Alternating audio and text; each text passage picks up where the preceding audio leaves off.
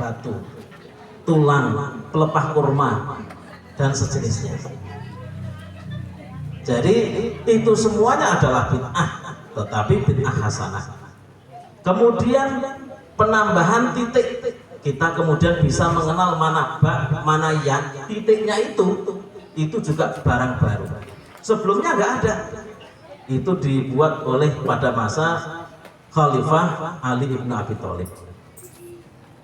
Jadi bid'ah itu banyak sekali.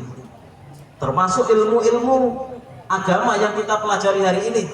Ada ilmu fikih, ada ilmu akidah, ada ilmu tasawuf, dan lain-lain sebagainya. Zaman Nabi nggak ada pembagian ilmu-ilmu itu. Para ulama menyimpulkan dari sumbernya, yaitu Al-Quran dan hadis, dipahami kemudian dipilah-pilah menjadi disiplin ilmu yang terpisah-pisah.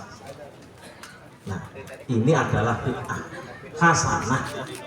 Karena itu semoga peringatan Maulid yang kita laksanakan hari ini tidak perlu ada keraguan di antara kita bahwa kita sedang melakukan kebaikan, dan semoga kita masuk dalam firman Allah Subhanahu wa taala, waf'alul khaira la'allakum tuflihun, dan lakukan oleh kalian kebaikan, semoga kalian masuk dalam orang-orang yang beruntung.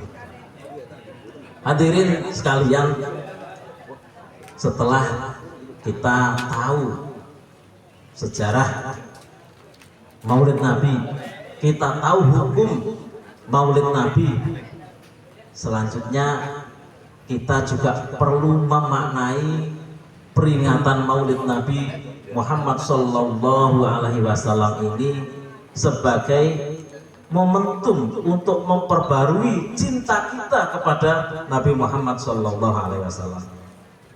Selama ini kita sibuk dengan kegiatan kita sehari-hari, kita bekerja, kita ngurus rumah, dan seterusnya, sehingga kita mungkin tidak punya waktu untuk menghayati sebenarnya sejauh mana cinta kita kepada Nabi Muhammad Sallallahu Alaihi Wasallam.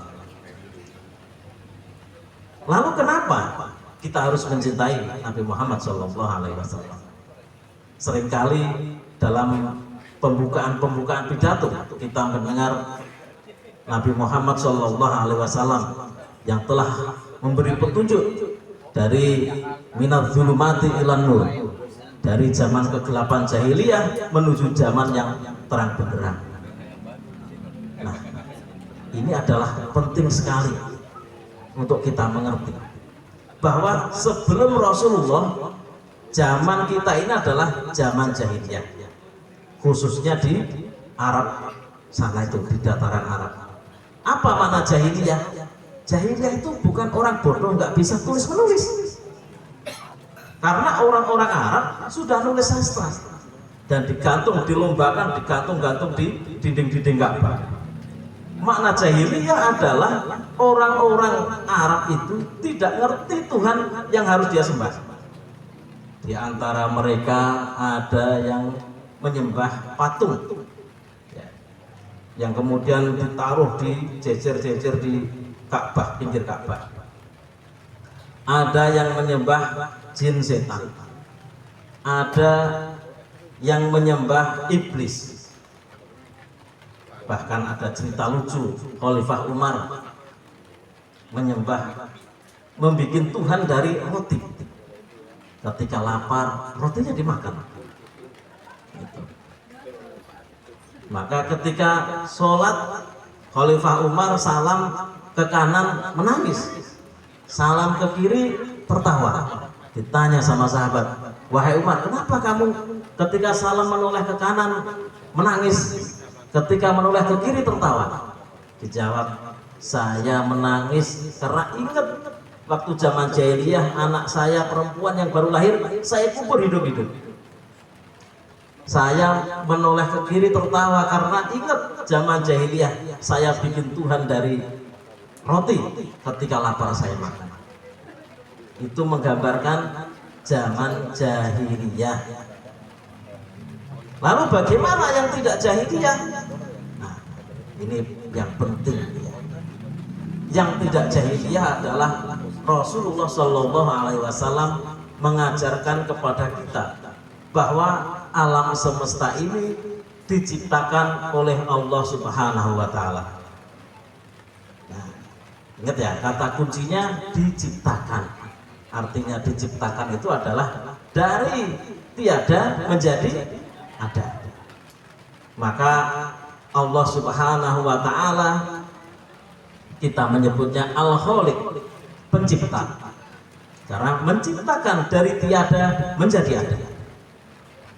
Apa yang diciptakan Allah Subhanahu Wa Taala? Yang diciptakan Allah Subhanahu Wa Taala yang pertama adalah waktu, yang kedua adalah tempat atau dimensi tempat, dimensi ruang, dan yang ketiga adalah benda-benda yang ada di dalam dimensi tempat dan dimensi waktu tersebut.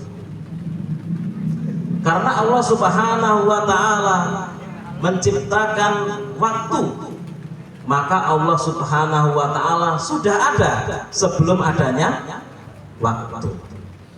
Karena itu Allah Subhanahu Wa Taala tidak disifati dengan sifat-sifat waktu. Dan karena itulah Allah Subhanahu Wa Taala kita menyebut disifati dengan sifat qadim. Apa maknanya qadim?